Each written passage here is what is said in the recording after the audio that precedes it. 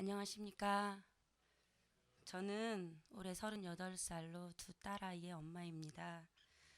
지난해 남편과 함께 목회 안수를 받고 목사라는 꼬리표가 붙게 되었지만 제가 죄인인 것을 알고 신앙생활을 한 것은 불과 10년 남짓밖에 되지 않습니다.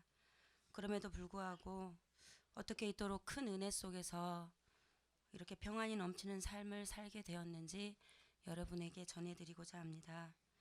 저는 부모님, 오빠, 저, 여동생 이렇게 5명의 가족이 살았습니다.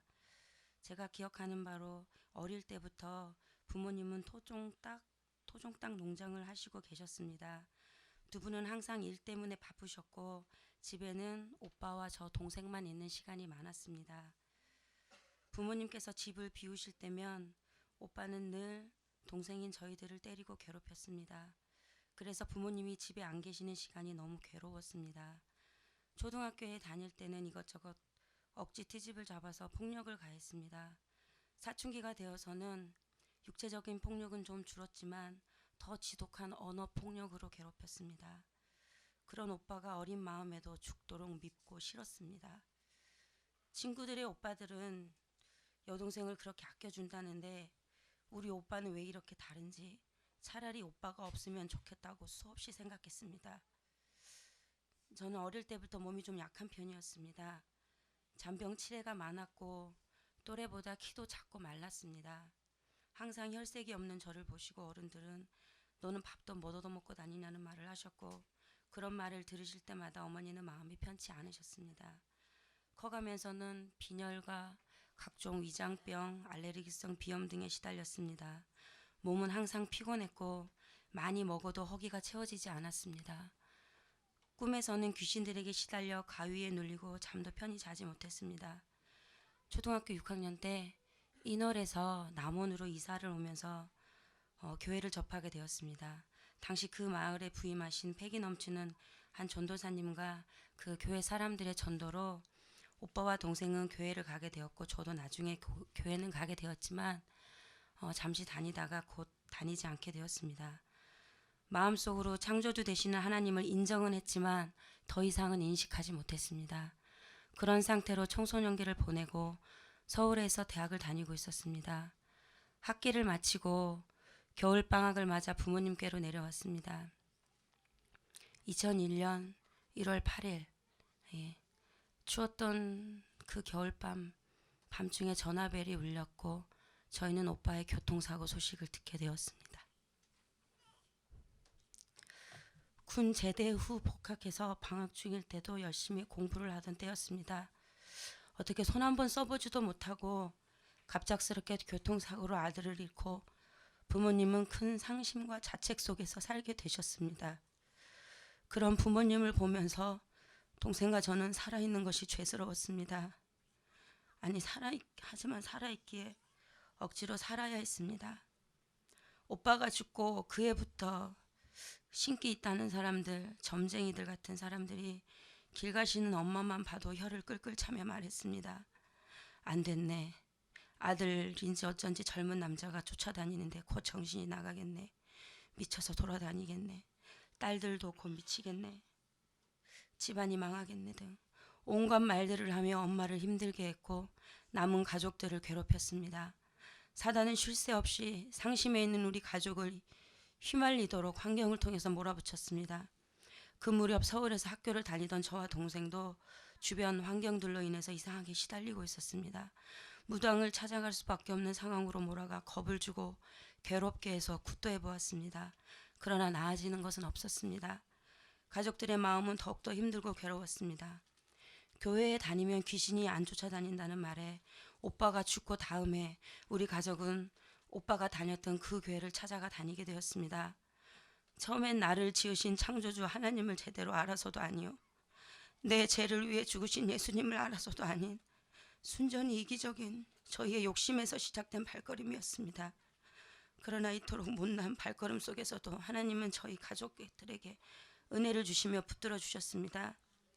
오빠의 사고 후 몇 달이 지나서 그해 봄 엄마는 남원 터미널 부근에 있는 옷가게를 들어가셨습니다. 바로 당 회장님께서 하시던 옷가게였습니다. 구입한 바지는 길이를 수선해야 했는데 그 옷가게는 여주인이 직접 재봉틀로 수선을 해주었습니다.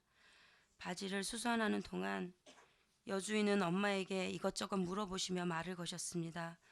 운봉에서 토종닭 농장을 하신다는 말에 내 남편이 닭을 무척 좋아해서 닭을 사러 가시겠다며 버스를 타고 가신다는 엄마를 꼭 붙잡고 놔주지 않으셨습니다. 당시 인력 일을 마치고 오신 남편 되시는 오종옥 목사님은 피곤하실 텐데도 흔쾌히 운봉까지 가서 닭을 사는데 동의해 주셨습니다. 그렇게 시작된 첫 만남은 그 후로 계속되었습니다. 그러한 만남 초기에 서울에서 학교를 다니던 제게 엄마는 전화를 해서 이런 말씀을 하셨습니다. 참 이상한 사람을 만났다. 잘 모르는 사람인데 나한테 그렇게 잘해준다. 막 선물을 사주고 그래. 지금까지 제가 살아온 인간관계나 상식에서는 제가 이해가 잘 안 가서 이렇게 말했습니다. 그 사람 이상한 사람 아니야? 잘 알지도 못하는 사람한테 왜 선물을 하고 그런데? 그 당시엔 머리털 나고 엄마도 타인에게서 이런 일방적인 사랑을 받기는 처음이라 이게 뭐지 하면서 얼떨떨해하고 계셨던 상태였습니다. 어쨌거나 전화로 전해 들은 그 옷가게 여주인은 참 고마운 사람이었습니다.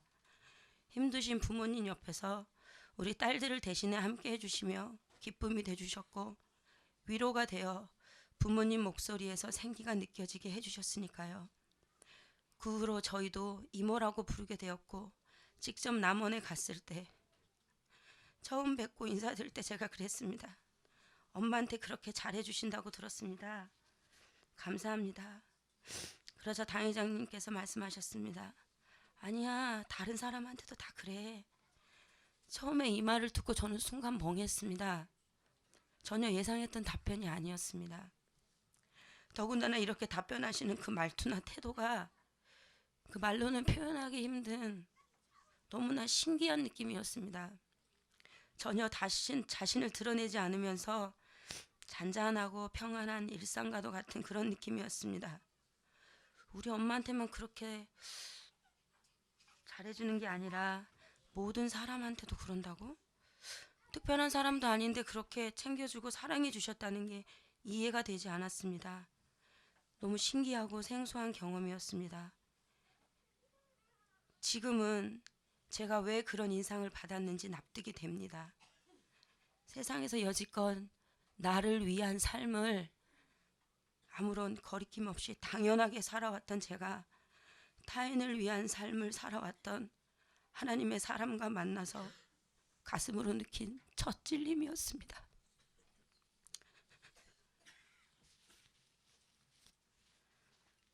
하나님께서는 저희 가정의 오빠의 죽음을 기점으로 휘몰아칠 풍파를 알고 계셨습니다. 당회장님과의 만남을 통해 저희 가정을 주님 품으로 올 수 있도록 꼭 붙잡아 주셨습니다.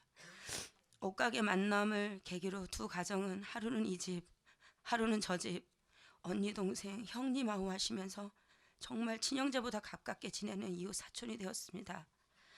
5년여 동안의 깊은 교제 속에서 부모님을 자식을 잃은 슬픔을 잊고 조건 없이 제공되는 사랑과 관심 속에서 안정을 찾아가시며 하나님의 사랑이 이런 건가 하는 생각을 하게 되셨습니다. 저 또한 교회 다니는 사람에 대한 막연했던 이미지가 이제는 손으로 만져지는 것처럼 실질적으로 다가왔습니다. 그 무렵 저는 9년 동안 다닌 대학 졸업을 앞두고 정신적, 육체적 고통에 시달리고 있었습니다. 하루하루 버티기도 힘든 형편없는 체력은 조금만 무리해도 알아누웠습니다. 스트레스로 인해 감정 기복이 심했고 스스로 감정 조절이 되지 않자 조울증 증세가 나타났습니다. 졸업 작품과 취업 준비로 인한 스트레스, 가위 눌림, 만성 위장병에 전에 없던 두통까지 생기자 더 이상 정신적으로나 육체적으로 버틸 수 없는 지경이 되었습니다. 객지 생활하며 생활비며 학비를 전적으로 부모님께 의지했습니다. 그나마 학교도 오랫동안 다니면서 10년만 끼쳤는데 더 이상 부모님께 기대고 싶지 않았습니다. 그런데 육체가 따라주지 않았습니다. 괴로운 현실에서 도피하고만 싶었습니다. 그런 상황 속에서 불현듯 교회에 가서 기도해야겠다는 마음이 들었습니다. 하나님만은 나를 이 상황에서 건져주실 것 같았습니다. 어렵사리 마음을 먹고 작은 상가 건물에 교회를 들어가 새벽 예배를 드리고 기도했습니다. 기도할 줄도 몰랐습니다. 그저 절박함에 하나님 살려주세요라고 기도했습니다. 그렇게 기도한 지 한 달여쯤 지났습니다. 징검다리 연휴 기간이 있어서 잠시 남원에 내려왔는데 배가 아프기 시작했습니다. 늘 위가 쓰리고 자주 체하고 아팠던지라 그러려니 했는데 증세가 나아지지 않았습니다. 그래서 남원에 있는 병원에 갔더니 병원 층에서는 맹장이라며 수술을 하라고 했습니다. 학기 중이라 서울로 가서 수술을 하기로 하고 집 앞 원자력 병원으로 갔는데 아픈 증상은 있지만 수술할 수 있는 수치가 아니라며 상태가 아니라고 더 아프면 오라고 새벽에 저를 집으로 다시 돌려보냈습니다. 뭔가 이상했습니다. 그리고 그날 아침 일찍 당 회장님으로부터 전화가 왔습니다. 원래 오전 시간에는 주로 기도하시느라 통화할 일이 있어도 통화는 오후에 하는 편인데 아침 일찍부터 전화가 오니 무슨 일인가 했습니다. 그런데 대뜸 하시는 말씀이 집에 무슨 일 있나? 새벽에 기도하는데 하나님께서 미정이를 부르시네? 하시는 겁니다. 그래서 엄마가 그간 있었던 일들을 말씀하시며 심중에 뭔가 느껴지는 게 있어서 안 그래도 낮에 전화를 해서 물어보시려 했다는 겁니다. 하나님께서 부르신다는 말에 일사천리로 짐을 싸서 당시 당회장님께서 친정아버지 때문에 계시던 지방의 한 기도원으로 가게 되었습니다. 거기서 하나님의 뜻과 영적 세계를 적나라하게 보고 듣는 첫걸음이 시작되었습니다. 하나님의 부르심이 부인할 수 없도록 제 삶 속에 저희 가정에 나타나게 되었습니다. 그 중간 다리 역할을 해주신 당회장님의 은혜는 놀랍고도 정확했습니다. 그곳에서 하나님의 섭리 가운데 갑작스럽게 죽은 오빠의 영혼과 만나는 사건이 있었습니다. 그날 밤도 제 속에서 귀신이 발작을 일으키며 하나씩 떠나가던 중이었습니다. 한 귀신이 떠나가고 나서 돌은 제가 일어나 무릎을 꿇고 앉아 고개를 푹 숙이고 깊은 한숨만 쉬었습니다. 말을 시켜도 말을 하지 못하고 깊은 한숨만 쉬었습니다. 계속해서 내가 누구냐, 왜 그러고 있느냐 물으시니 한계 없어서라고 겨우 말하며 고개도 들지 못합니다. 바로 죽은 오빠의 영혼이었습니다. 중학교 시절 친구의 전도로 교회를 갔었던 오빠는 몇 년 동안 교회를 다녔습니다. 성인이 되어서는 교회를 가지 않았고 그렇게 대학을 가고 군대를 가고 제대해 얼마 후 바로 교통사고로 현장에서 죽었습니다. 그런데 그런 잠깐의 어린 믿음도 하나님께서 긍휼히 여기시고 간신히 지옥에는 가지 않았다는 것을 알게 하셨습니다. 참으로 부끄러운 구원이었지만 그것도 얼마나 감사했는지 모릅니다. 오빠를 보내주셔서 그날 우리 가족 앞에 제 몸을 빌려오게 하시고 죽은 자의 입술을 통해서 말하게 하셨습니다. 왜 그렇게 고개를 숙이고 있느냐는 거듭된 물음에 부끄러워서 한 것이 없어서라고 대답합니다. 그 말 속에는 제가 느끼고도 남을 만큼의 어찌할 수 없는 깊은 탄식이 배어 있었습니다. 부끄러워서 한 것이 없어서. 바꿔 말하면 우리는 이 땅에서 반드시 한 것, 즉 해야 할 일이 있다는 말이었습니다. 예수님 잘 믿고 오십시오. 인생은 잠시 잠깐 안개와 같습니다. 떠나던 오빠의 영혼이 그 자리에 있던 부모님과 사람들에게 해주고 간 말이었습니다. 특별히 아버지께는 물질을 내려놓으시라고 거듭 당부했습니다. 당 회장님을 향해서는 고개 숙여 감사의 인사를 하며 큰 절을 했습니다. 그 자리가 눈물바다가 되었습니다. 하나님의 섭리 가운데 죽은 자의 영혼을 만나는 이 사건은 저희 가정에 허락된 특별한 선물이었습니다. 하나님께서는 저희 가정의 앞날을 다 알고 계셨습니다. 당 회장님을 통해서 이 목회를 하는 데 있어서 저희가 얼마나 철저하게 세상 것을 비워내야 하는지 오빠의 영혼을 통해서 말씀해 주셨습니다. 살면서 이유도 모른 제 몸이 아팠던 귀신들, 즉 어둠들이 떠나가고 제 몸이 회복되고 죽은 오빠의 영혼과 우리 가족들이 만난 사건, 이루 말할 수 없는 사건들과 깨달음들이 하나님의 섭리 안에서 당 회장님의 사랑 속에서 시작되었습니다. 이후로 당 회장님의 강권적인 기도와 위로, 응원 속에서 저는 몸도 마음도 회복되고 하나님의 뜻에 따라 신학대학원에 입학하게 되었습니다. 얼마나 감사하고 행복했는지 모릅니다. 평생 한 번도 생각해보지 않았던 신학교라는 곳을 가게 되었고, 목회자로서 살고 배우자도 그런 사람을 만나야 한다고 하시는데도 두렵거나 싫지가 않았습니다. 오히려 그렇게 살아야 한다는 삶의 정확한 방향이 제시되자 더 이상 고민하고 괴로워하지 않게 되었습니다. 그렇게도 평안하고 행복할 수가 없었습니다. 힘들고 고통스럽게 메고 있던 인생의 짐을 다 벗어버린 것만 같은 홀가분함이 들었습니다. 그렇게 영적인 세계를 알고 가족들이 예전과는 다르게 새벽 예배도 참석하며 신앙생활을 하게 되었습니다.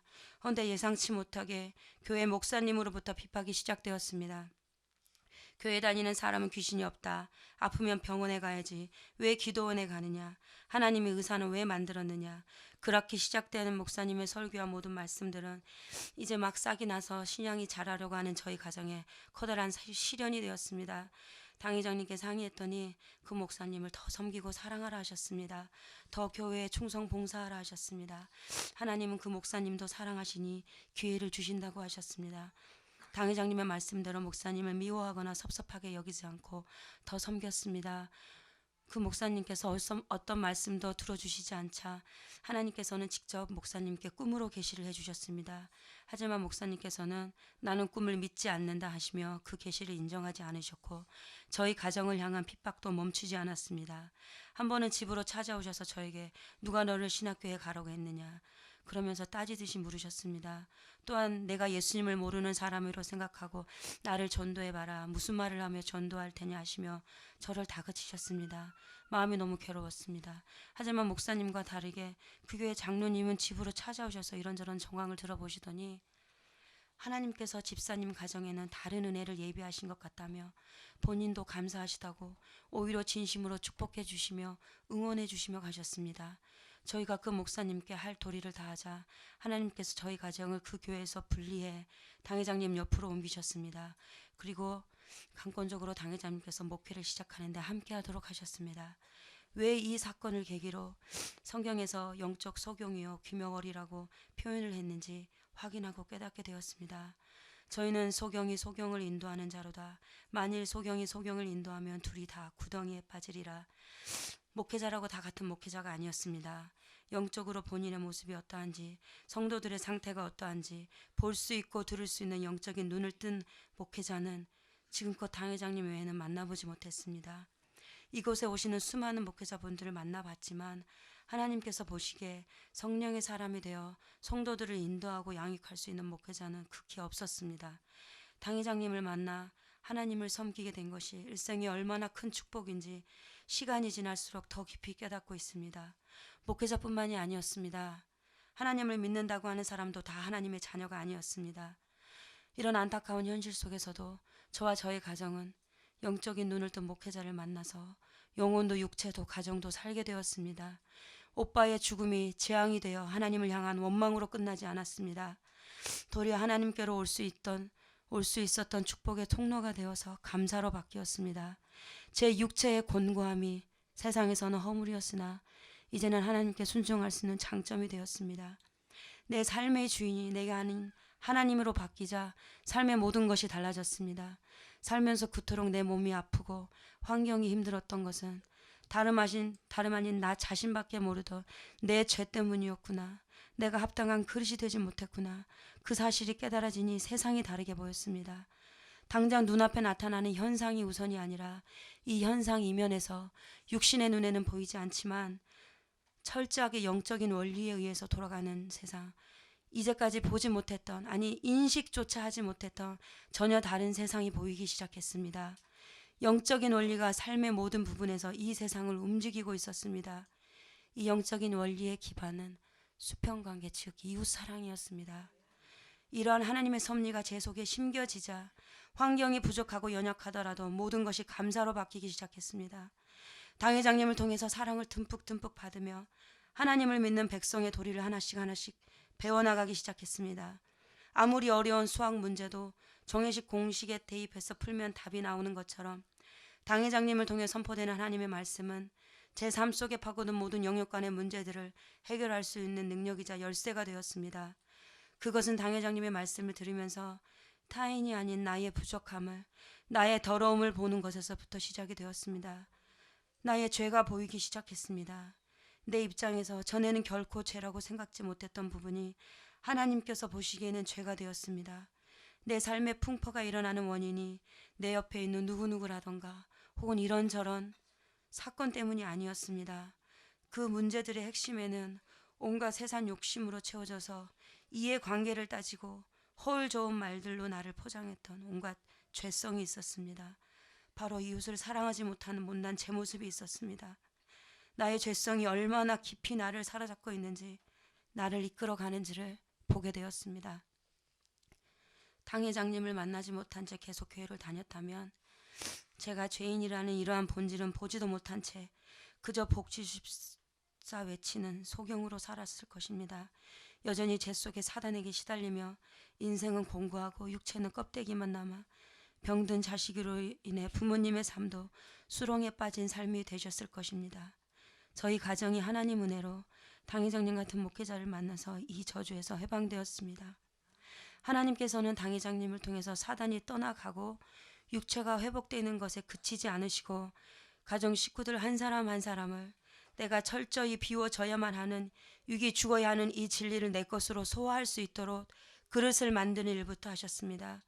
당시 가족과 떨어져 서울에서 직장을 다니던 동생도 결국 하나님의 뜻에 따라 직장을 옮겨 남원으로 내려와 전주로 출퇴근을 하게 되었습니다. 가족 모두가 믿음이 자라는 단계마다 주시는 하나님의 뜻에 순종하면서 자신과의 싸움을 시작하게 되었습니다. 저희 모습은 너무나도 부족했습니다. 하지만 당회장님은 많은 허물들을 덮어주시며 저희 가정이 회복되도록 기도해 주시고 변함없이 사랑해 주셨습니다. 귀한 중보자의 은혜로 하나님께서는 온 가족들의 영혼을 소생시켜 주셨고 육체의 건강은 물론이거니와 안팎으로 평안한 가정이 되도록 든든히 지켜주셨습니다. 각 가정에서 부름받은 그 한 사람에게만 하나님의 소원이 국한된 것이 결코 아니었습니다. 최소 단위가 그 가정이었습니다. 하나님께서 저를 부르신 그 사건은 동일하게 저희 가정을 부르신 사건이었습니다. 예외는 없었습니다. 이것은 모든 사람들에게도 동일하게 적용되었습니다.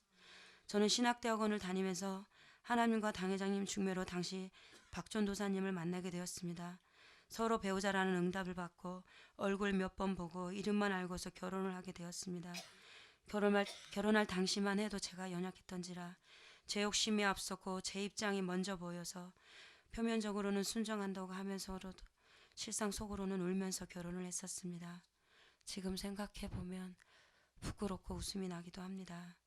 8년이 지난 지금은 제가 부족한 것이 많다는 사실을 깨달은지라 진심으로 저렇게 귀한 순수한 성품의 남편을 만나게 하신 하나님께 감사를 드립니다. 딸 부잣집에 태어나 아들을 만나서 제가 선교사로 파송을 받아 시집을 갔습니다. 아직은 할 일이 많습니다.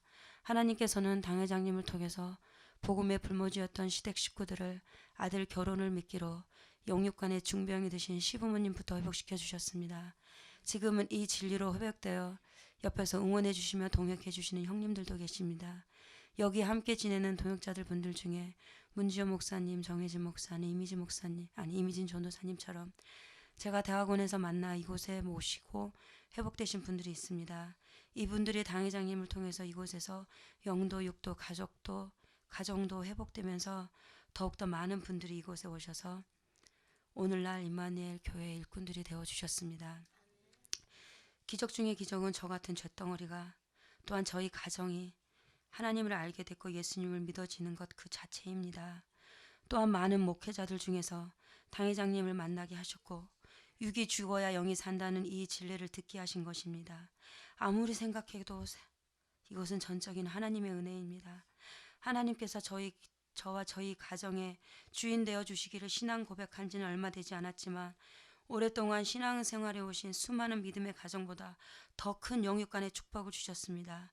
이유는 하나였습니다.